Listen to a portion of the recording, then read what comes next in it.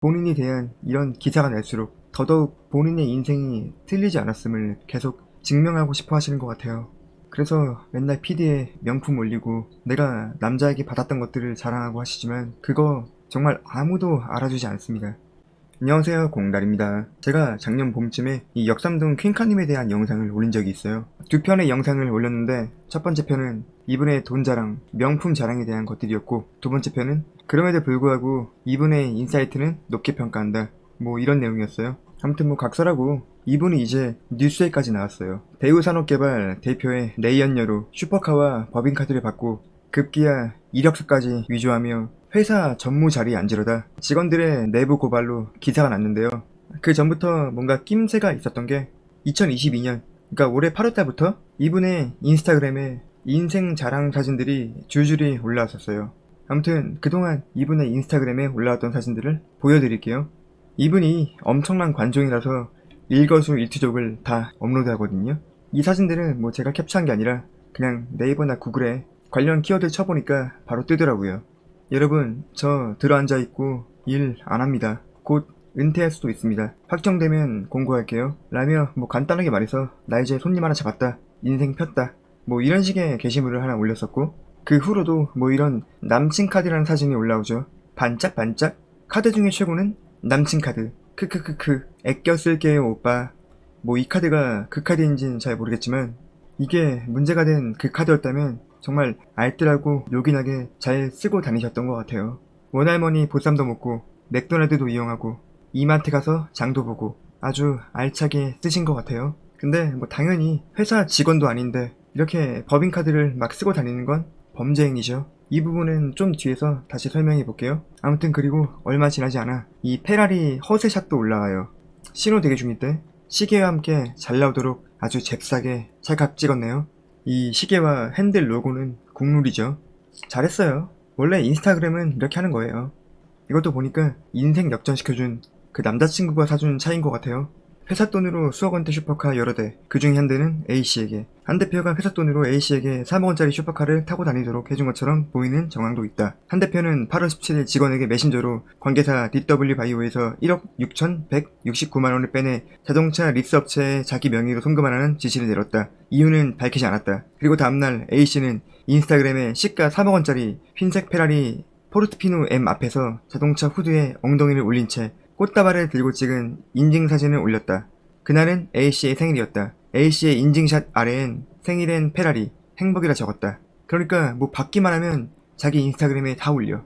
아무튼 한동안 이 차 가지고 그렇게 자랑을 하더니 어느 순간 이 차가 안 보이더라고요. 자, 그래서 페라리는 지금 어떻게 된 건지 알아보니까 DW 바이오 측은 한 대표가 회사 돈을 이용해 A씨에게 페라리를 리스해준 것으로 보고 업무상 횡령 혐의로 11월 17일 두 사람을 고소했다. 같은 달 A씨는 당초 2027년 8월까지 리스 계약을 맺었던 페라리 포르토피노 M을 반납했다. 네, 뭐 뺏겼죠? 근데 인스타그램에 받은 사진을 올려도 뺏긴 사진은 절대 안 올려요. 잘했어요. 원래 인스타는 그렇게 하는 거예요. 자, 그래서 이 역삼동 퀸카님이 법적으로 문제가 되는 부분, 잘못한 부분은 뭐냐? 일단 허위 공문서로 불법 채용되어 입사했죠. 이 역큐님이 회사에 제출한 이력서엔 어떻게 써있었냐면 도곡초, 도곡중, 청담고, 중앙대 1년간 SM, CNC 메캔을 다녀왔다고 나와있어요. 근데 이게 맞아요? 이게 맞다면 정말 대단한 거죠.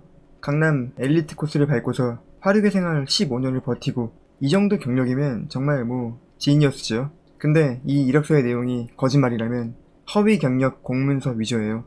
그래서 이렇게 가라 이력서로 채용된 게 확실해지면 취업 자체가 무효화될 확률이 크고, 만약 그렇게 되면 그동안 받았던 회사와 관련된 모든 돈들, 모든 비용을 다 토해내야 되거든요. 웃긴 건 보통 이런 횡령이 일어나면 회사 돈을 얼마나 어떻게 어디서 썼는가 이걸 밝혀내는 게 중요한데, 이분은 본인이 받았던 모든 것들 일거수일투족을 본인 인스타그램에 공개했죠. 뭐 누가 시킨 것도 아닌데 그냥 스스로 그랬죠. 인스타그램의 순기능이라고 해야 될까요? 자, 이제 이 사건에 대한 이야기는 그만하고 지금부터 제 생각을 좀 얘기해 볼게요. 사실 원래 오늘 이 영상을 만들 생각은 없었거든요. 내가 뭐라고 하지 않아도 차부터 시작해서 받은 모든 걸 다 토해야 되는 상황이고, 본인의 철없는 관종짓 때문에 본인을 도와준 남자친구와 기업 이미지에 막대한 타격을 입혔으니까요. 그래서 당연히 본인도 힘들겠지 라고 생각했었거든요. 근데 저 기사가 뜨고 난 후에 이 퀸카님의 여퀴님의 인스타그램을 들어가 보니까 이런 글이 있더라고요. 요새 사는 게 너무너무 힘들고 너무 괴롭고 사람들이 가만히 있는 저를 괴롭혀서 너무 힘들어요. 저는 불쌍하지만 인스타로 행복을 얘기해요. 라고 말할 줄 알았지? 아무 일 없고 평안하며 일본 너무 좋습니다. 아무 일 없고 평안하다고 하시니까 저도 뭐 미안한 마음 없이 이 영상을 만들 수 있었어요. 감사해요. 근데 제가 궁금한 건 사람들이 정말 가만히 있는 당신을 괴롭혔어요? 당신이 유부남 꼬셔서 법인카드 받고 리스카 받고 그걸 온 동네방네 자랑하고 다녔잖아요. 가만히 있는다의 말의 의미를 잘 모르시는 것 같아요. 꽃뱀도 꽃뱀 나름이지. 클래스가 다른 대한민국 넘버원 꽃뱀 RM입니다. 덕분에 명성이 크게 업그레이드 되었습니다. 무럭무럭 자라서 대한민국의 정자기를 움직이는 내가 되었네. 40살이 맞게끔 크고 있다. 인생 조용히 살려고 준비 다 해놨는데 은퇴를 못하게 하네. 은퇴를. 내 드레스 끝자락쯤 그만 좀 밟을래? 맞아요. 조용히 살기 위해 준비를 아주 잘하셨죠. 원래 인스타그램은 이렇게 하는 거예요. 자, 이제 진지함을 넣어서 얘기를 해보자면 여퀴님 본인은 본인의 영향력에 대해서 좀 생각을 해봤으면 좋겠어요. 여퀴님은 인스타 구독자 3만, 유튜브 구독자 3만 명을 보유한 인플루언서고 이런 사회관계망 서비스는 알고리즘상 관심이 있는 사람들에게 추천되기 때문에 저나 여퀴님이나 어린 친구들에게 미치는 영향이 결코 적지 않아요. 근데 여퀴님의 영향력은 지금 좀 어긋나 있는 것 같아요. 같은 화류계 사람들은 분명히 피해를 입거든요. 돈 많고 여유 있는 남자들이 언니들을 좀 도와주려고 해도 여퀴님처럼 온 동네방네 다 자랑하고 다니고 어그로 끌다가 뭐 덜미라도 잡힐까봐 어디 무서워서 도와주겠어요? 저 같으면 겁나서 못 도와줄 것 같아요. 화류계 분들만이 아니라 일반인이 볼 때도 기사 난 거 봐라. 봐봐. 이래서 화류계 여자는 안 된다니까. 이런 생각이 들지 않을까요? 제가 여퀴님을 보면 어떤 생각이 드냐면요. 사람들이 깜판에서 비난하고 악플을 달수록 본인에 대한 이런 기사가 날수록 더더욱 본인의 인생이 틀리지 않았음을 계속 증명하고 싶어 하시는 것 같아요. 그래서 맨날 PD에 명품 올리고 내가 남자에게 받았던 것들을 자랑하고 하시지만 그거 정말 아무도 알아주지 않습니다. 화류계 카페에서도 지금 여퀴님은 비웃음거리예요. 조롱의 대상만 되고 있다고요. 물론 이해 못하는 건 아니에요. 15년을 넘게 그쪽 바닥에서 계셨고 여러 사람들의 시선을 받고 있는 만큼 당연히 증명하고 싶겠죠. 근데 그 증명하는 과정이 어린 친구들이 보기엔 눈에 보이는 대로만 볼 수 있다는 게 문제가 되는 거죠. 화류계 일을 하고 돈 많은 남자를 꼬셔서 막 슈퍼카를 받고 카드를 받는 건 자랑하시는데 그게 내연남한테 받은 슈퍼카고 회사 법인카드고 결국은 다 뺏겼다는 건 올리지 않잖아요. 여퀴님의 게시물을 보고 있는 지금 당장 어려운 친구들은 노력하고 극복해서 훌륭한 어린이 되는 길보다 여퀴님의 그 인스타 피드만 보고 그런 잘못된 세상을 동경할 수 있다니까요. 지금 돌이켜 생각해보면 화류계 생활을 할 때 저에게 가장 필요했던 건 어른이었어요. 제가 화류계 생활을 할 때 제 주변에는 어른이라고 부를 만한 사람이 없었거든요. 제가 형이라고 부를 수 있는 사람들은 거의 다 도박에 빠져있고 하루 벌어 하루 사는 그런 사람들이었으니까요.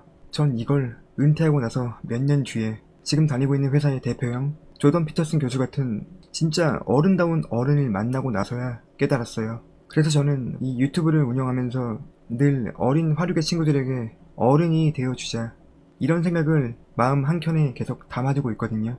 제 영상을 오랫동안 쭉 보신 분들은 아시겠지만 사실 다 제 이야기예요. 단적인 예로 들면 제가 최근에 올렸던 재능 없는 화류계 선수에 대한 이야기도 제 이야기예요. 그래서 저처럼 몇 년을 그 바닥에 있어도 인생이 바뀌지 않는 친구들은 다른 일을 찾아가서 양지로 왔으면 좋겠고 그 세상 밖에도 할 수 있는 일은 많다는 걸 조금 어두운 과거를 가졌어도 내가 노력하면 앞으로 나아갈 수 있고 사람들과 건강하게 소통하며 어울릴 수 있다는 걸 그런 모습을 보여주고 싶어요. 작게나마 영향력을 주는 사람이고 좋은 어린이 되고 싶으니까요. 그럼 오늘은 이만하도록 하겠습니다. 다음에 뵐게요.